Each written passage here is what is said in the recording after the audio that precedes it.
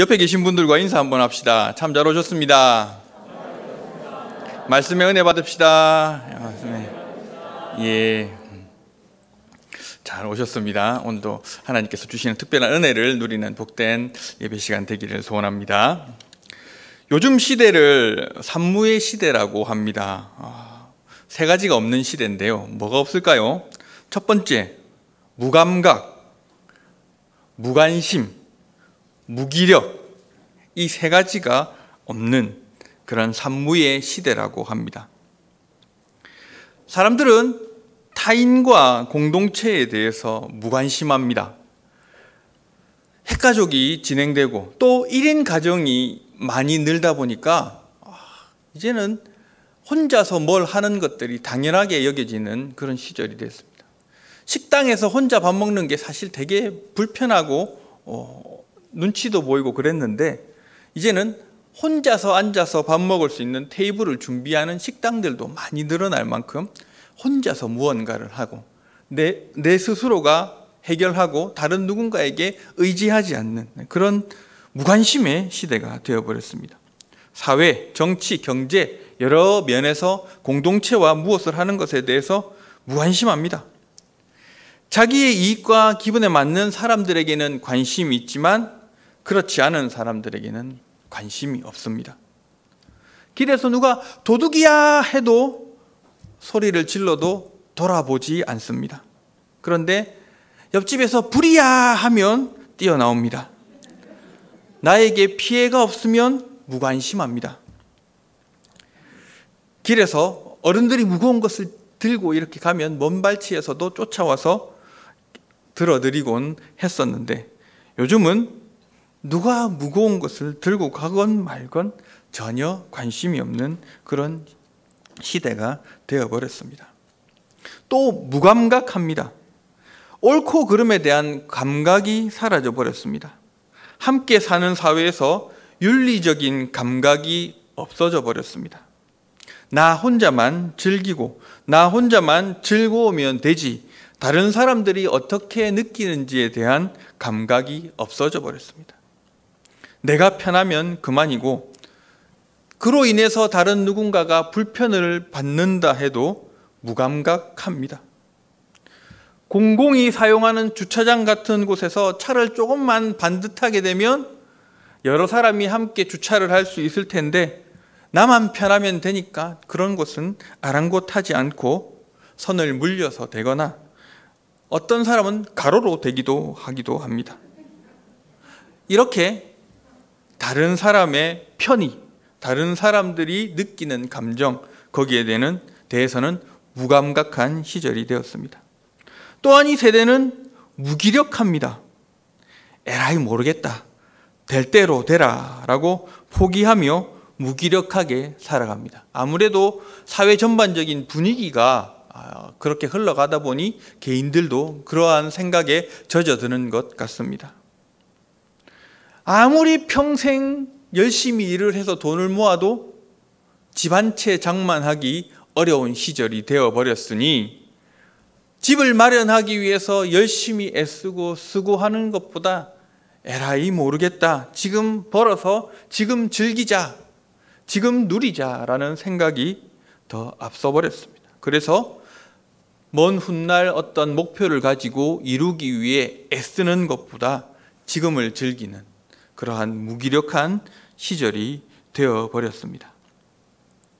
이러한 현상들을 놓고 일본의 유명한 신학자인 우찌무라 간조는 하나님이 인간을 저주하신다면 질병이나 실패나 죽음 따위로 저주하시지 않고 성경을 읽어도 믿지 못하는 마음으로, 하나님이 살아계시는 것을 믿지 못하는 마음으로, 감사하는 마음이 우러나오지 않는 마음으로 저주하실 것이다 라고 이야기했습니다.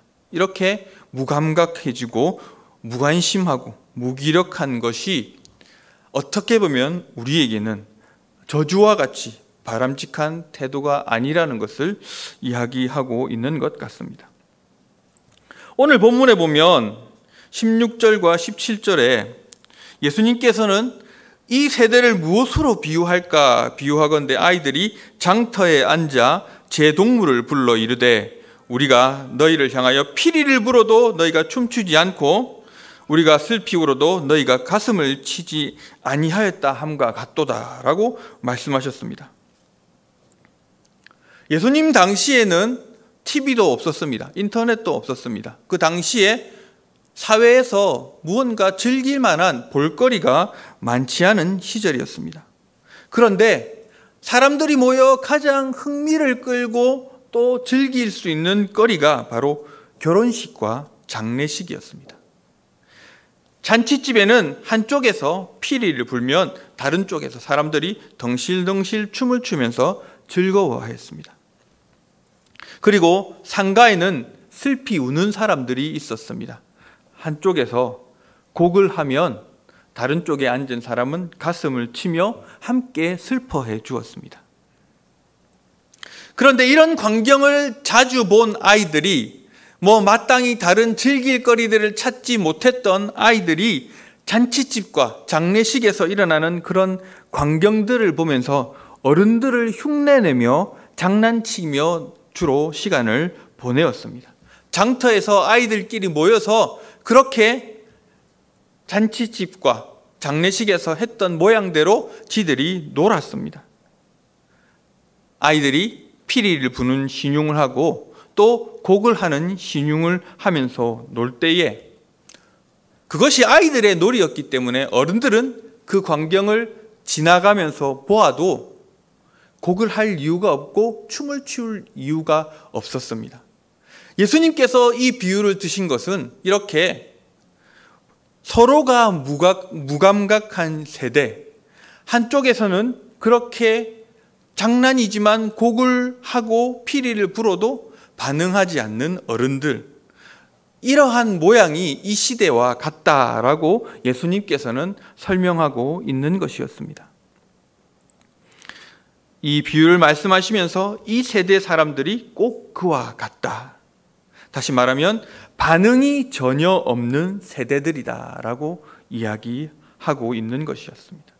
피리를 불어도 슬피 울어도 반응하지 않는 그러한 세대다라고 말씀하셨습니다. 오늘날도 크게 다르지 않은 것 같습니다. 오늘날도 이제 사회가 점점 무뎌져 버렸습니다. 복음에 반응하지 않는 세대가 되어버렸습니다. 화면 하나 띄워주실까요? 최근에 여론조사 기관에서 아주 재미난 통계들을 낸 것이 있어가지고 한번 살펴보았습니다. 이것은 2018년도 1월 달부터 이제 2021년 7월까지 종교인에 관한 숫자를 통계를 낸 것입니다. 제일 위에 막 지렁이가 기어가듯이 제일 위에 있는 선이 아무 종교도 없는 사람들입니다. 아무 종교도 없는 사람들입니다. 그리고 그 밑에 빨간색이 이제 개신교, 기독교인데 그나마 밑에 여러 선들이 뭉쳐 있는 것 중에는 그나마 제일 위에 있습니다. 기독교인들이 종교인들 중에는 가장 많은 상황이라는 것을 설명하고 있습니다. 그러나 절대 다수 54% 이상의 인구가 이제 더 이상 종교가 없다라고 말하는 사람들이 되었습니다. 종교가 없다. 내가 의지하는 종교가 없다. 믿는 것이 없다라고 말하는 시대, 그 시대가 되어버린 것입니다. 이 사람들에게 다시 설문조사를 했습니다. 그러면 왜 종교를 가지지 않느냐? 종교를 가지지 않는 이유가 무엇이냐라고 재차 질문을 했습니다. 여러 답변들이 나왔습니다. 종교에 대한 불신과 실망, 정신적, 시간적 여유가 없어서 나 자신을 믿기 때문에 라는 순으로 이야기들이 나왔는데 그 중에 가장 많이 나온 대답이 관심이 없어서 종교를 믿지 않는다라고 말하는 답변이 많았습니다. 97년도에는 26% 정도 되었는데 2021년도 올해에는 50%가 넘는 사람이 종교에 관심이 없다라고 말을 하고 있다는 것입니다. 왜 기독교가 이렇게 되었을까요? 왜 사람들이 종교에, 하나님을 믿는 것에 관심이 없는 시절이 되었을까요? 그리고 앞서 보여드린 그래프에서 살펴보면 코로나 이전에 기독교라고 했던 사람들 중에 지금 코로나 이후에 다시 기독교인 숫자가 100명 중에 13명은 이제 나는 종교를 갖지 않겠다라는 사람으로 돌아섰다고 합니다. 크리스찬 100명 중에 13명은 이제 나 기독교인 아니야 라는 사람으로 돌아섰다라는 통계가 또 나와 있습니다. 사람들이 이렇게 하나님을 믿는 일에 둔감해졌습니다. 그리고 좀 더 간격을 넓혀서 84년부터 2021년까지 종교인들에 대한 종교를 가졌던 사람들에 대한 통계를 내본 적이 있습니다.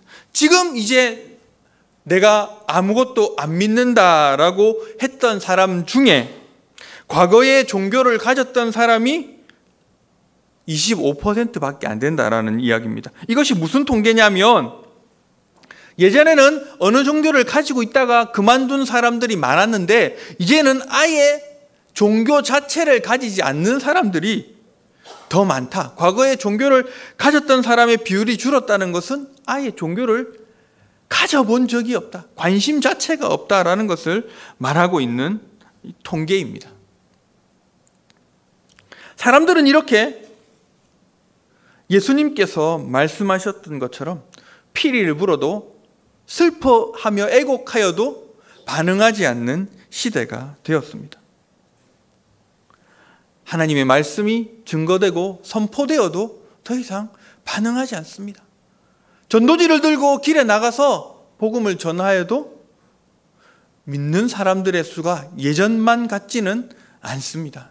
반응하는 사람조차도 현저하게 줄어져 버렸습니다. 왜 이런 시대가 되었을까요? 누구의 문제일까요? 아니면 우리는 이제 조용히 종교 인구들이 사라지는 것을 기다리고만 있어야 할까요?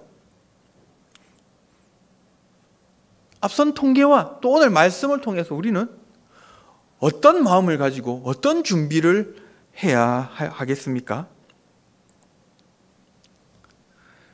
오늘 이 말씀에 이어서 18절과 19절에는 이제 요한과 예수님에 대한 비난의 내용들이 나와 있습니다. 이 사람들이 단지 무관심, 무기력, 무감각하는 데 그치는 것이 아니라 예수님께서 하신 일, 그리고 요한에 대해서 비난하고 있는 내용이 나와 있는 것입니다. 18절입니다. 요한이 와서 먹지도 않고 마시지도 아니하매 그들이 말하기를 귀신이 들렸다.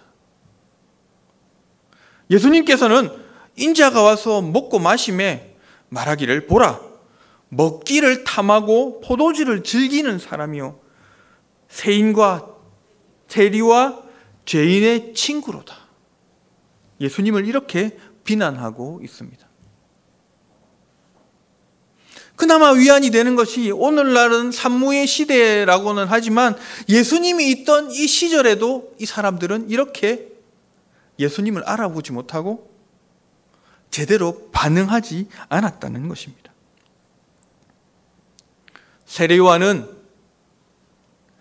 누추한 행색으로 아주 신령한 일들을 벌이는 데에 이 바리새인들과 서기관들의 심기를 불편하게 하였습니다. 그리고 세례를 주었습니다. 세례를 받으러 온 바리새인과 서기관들에게는 아주 욕을 하면서 저주하였습니다. 회개하지 아니하고 세례받으러 오는 그들에게 독사의 자식들아 라고 저주하였습니다. 그런 세례 요한을 미쳤다, 귀신 들렸다라고 말하였고, 예수님께서는 죄인들과 더불어 먹고 마시고 술 마시는 데만 즐기는 사람이라고 비난하고 있는 것입니다. 말씀을 늘 준비하면서 또 사람들에게 복음을 증거하는 일들을 하면서 참 이런 자괴감들이 들 때가 있습니다. 내가 하는 이 메시지가 사람들이 얼마나 듣고 반응을 할 수 있을까? 과연 내가 하는 이 말에 얼마나 영향력이나 있을까? 나는 혹시 지금 매너리즘에 빠져서 늘 같은 말과 같은 용어들과 또 비슷한 이야기들을 반복해서 하고 있지는 않을까?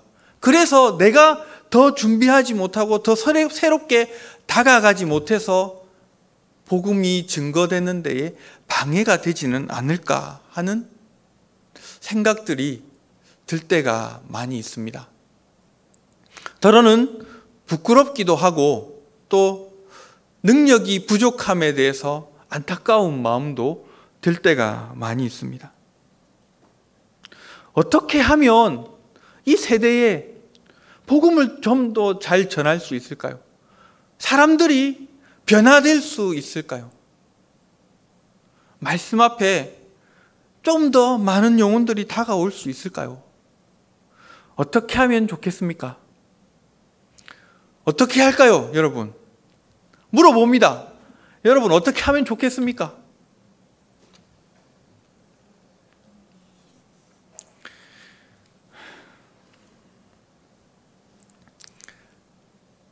우리가 할 수 있는 것은 마땅치 않습니다. 이것은 예수님께서 몸소 보여주셨던 것이고, 예수님의 시대에 사람들의 변화를 감안했을 때도 심지어 예수님과 늘 함께 다녔던 예수님의 12 제자들의 변화들의 속도를 살펴도 이것은 쉽지 않은 일입니다. 우리가 할 수 있는 일이 아니라는 것을 우리는 다시금 뼈저리게 느낍니다. 그런데 적어도 몸부림은 좀 쳐보자. 어떻게 하면 이 복음이 그나마 좀 더 사람들의 마음에 다가갈 수 있도록 전할 수 있을까? 해볼 수 있을까? 라는 고민을 하게 됩니다. 나름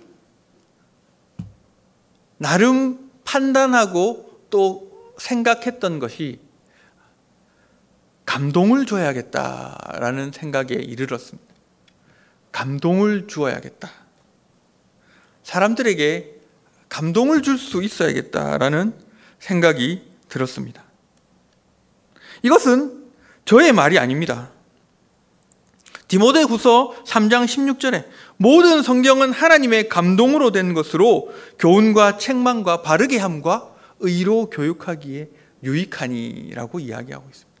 먼저는 하나님의 말씀으로 감동을 줄 수 있어야겠습니다. 그리고 하나님이 영혼들에게 감동을 주시도록 우리는 기도해야겠습니다. 우리의 몫이 아닌 하나님의 몫으로 하나님이 감동을 주시도록 우리가 기도해야겠습니다. 사람들이 무뎌졌습니다. 사람들이 이제 더 이상 교회에서 주는 겁에 반응하지 않고 있습니다. 예수천당, 불신지옥, 무척 중요한 신학적인 내용을 담고 있는 구절이지만 이제 이 사람들의 귀에 인이 박혀 더 이상 이 말에 반응하지 않고 있습니다. 우리는 전쟁을 겪었던 나라입니다. 전쟁이 일어났고 또 오랜 기간 동안 식민지 지배를 받았던 나라입니다. 그러한 곳에서 사람의 목숨을 지켜내는 것이 얼마나 어렵다는 것을 우리 어머니들, 할머니들 세대에서는 이미 경험하였습니다. 그래서 우리의 생명, 우리의 목숨을 지켜내기 위해 하나님의 도움을 구하는 것, 우리가 할 수 없기 때문에 하나님이 도와달라고 간구하는 것이 무척 중요한 일이었습니다. 그래서 성경의 내용들, 자그마한 어떤 전도의 내용들에도 쉽사리 반응하며 감동을 받았습니다. 하지만 오늘 이 시대에는 더 이상 생명의 위협을 느끼지 않는 시대를 살아가고 있습니다. 그리고 과학이 발달하였습니다. 과학이 발달해서 세상에서 일어나는 모든 현상에 대해서 그 원인과 이유를 분명하게 밝혀내고 있습니다. 단지 사탄이나 어떤 귀신이라든지 이런 막연한 내용들을 가지고 사람들을 겁줄 수가 없는 시대가 되었습니다. 지옥 간다. 마귀가 와서 벌 준다. 마귀가 찾아와서 너를 아프게 할 거야. 이러한 이야기에 젊은 사람들, 아이들은 콧방구도 끼지 않습니다. 그들 스스로가 그들을 지켜낼 수 있는 여러 가지 것들을 알고 있다라고 생각하는 시절을 지금 살아가고 있는 것입니다. 이렇게 우리의 방법으로 우리가 할 수 있는 것으로 지금 이 시절을 살아가고 있는 사람들에게 감동을 줄 수는 없습니다. 하나님의 도움을 구하며 간구해야 하고 하나님께서 사람들의 마음에 감동을 주시도록 말씀에 반응하도록 그리고 그들의 삶에 아주 특별한 일들이 하나님을 통해서 일어난다는 것을 그들이 깨달아야지만이 하나님 앞에 나아올 수 있는 것입니다. 그리고 그나마 우리가 줄 수 있는 감동이 있습니다. 우리는 우리의 착한 행실로 그들의 마음에 감동을 줄 수 있어야 합니다. 하나님이 주시는 특별한 감동과 우리의 행실을 통해서 사람들에게 줄 수 있는 이 감동 두 가지를 지금 이야기하고 있습니다.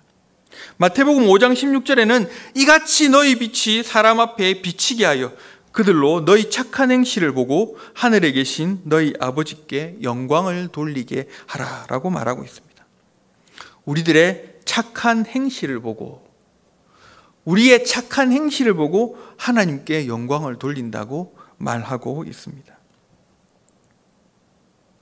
사람들은 이제 자기가 겪고 자기와 상관이 있고 자기를 통해 일어나는 일들이 아니면 특별히 관심을 가지지 않습니다. 앞서 산물을 통해 충분히 설명드렸습니다.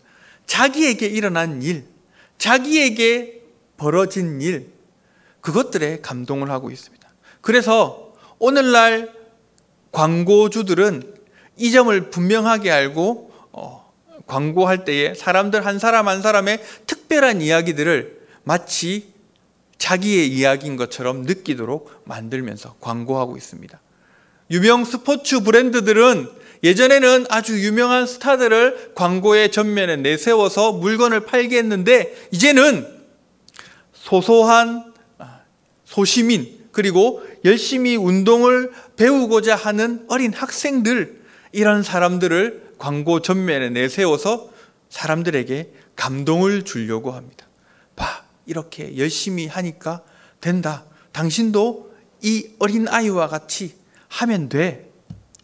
한 사람 한 사람에게 자기의 이야기인 것처럼 다가가게 만들어주고 있습니다. 우리도 우리의 착한 행실이 한 사람 한 사람에게 전달될 수 있도록 해야 합니다. 그 사람이 감동을 받을 수 있도록 우리의 삶을 사용할 수 있어야 합니다. 제가 섬기던 교회에 어떤 초등부 선생님이 있었습니다. 말썽장애 아이들을 구성해서 반을 만들었습니다. 예배 시간에 도저히 통제가 안 되는 아이들만 모아가지고 반을 만들어 꾸렸습니다. 선생님이 얼마나 버틸까 좀 걱정이 되긴 했는데 서서히 변화가 일어났습니다. 이 선생님이 학교에서도 포기하고 학교 수업에서도 집중하지 못해 학교에서 포기한 이 아이들을 데리고 학교를 마치고 공부를 가르치기 시작했습니다. 선생님이 이 아이들을, 교회 선생님이 이 아이들을 데리고 공부를 가르쳤습니다. 아이들의 성적에 변화가 일어났습니다. 물론 갑자기 막 확 뛰고 이런 것이 아니라 항상 꼴찌만을 도맡아 하던 애들이 뒤에 몇 명을 더 달기 시작했습니다. 그렇게 점점 중간으로 이동해 갔습니다. 부모들이 변화되었습니다. 부모들이 감동했습니다.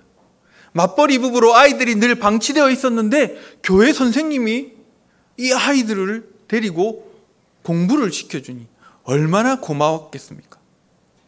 그리고 부모가 함께 교회에 나오기 시작했습니다. 그리고 이 아이들 반에 있던 다른 친구들, 이 친구들 뒤에 줄 서 있던, 성적으로 줄 서 있던 아이들의 부모가 야, 너도 쟤 가는 교회 가. 그렇게 막 엄마들이 보내줬습니다. 그 선생님이 하는 착한 행실로 말미암아 아이들이 변화되었고 또 주변에 많은 사람들이 하나님을 만나게 되는 역사가 일어났습니다. 물론 다 그렇게 할 수 있지는 못합니다. 부담 가지시지는 마십시오. 우리가 할 수 있는 목들이 다 있을 것입니다. 그러나 이러한 각자가 주어진 착한 행실로 말미암아 사람들에게 감동이 일어나고 그들이 하나님 앞에 나오는 역사들이 일어나게 된 것입니다. 여전히 오늘날 이 시대를 살펴보면 우리는 막막하고 답답합니다. 코로나라는 상황 때문에 오히려 더 이제 교회가 복음이 증거되기 어려운 시절이 앞선 통계와 같이 그렇게 분명하게 눈으로 드러나고 있습니다. 젊은 사람들에게, 나름 똑똑하고 많이 안다고 생각하는 사람들에게 성경의 내용들, 단어들, 용어들이 쉽게 와닿지 않을 수도 있습니다.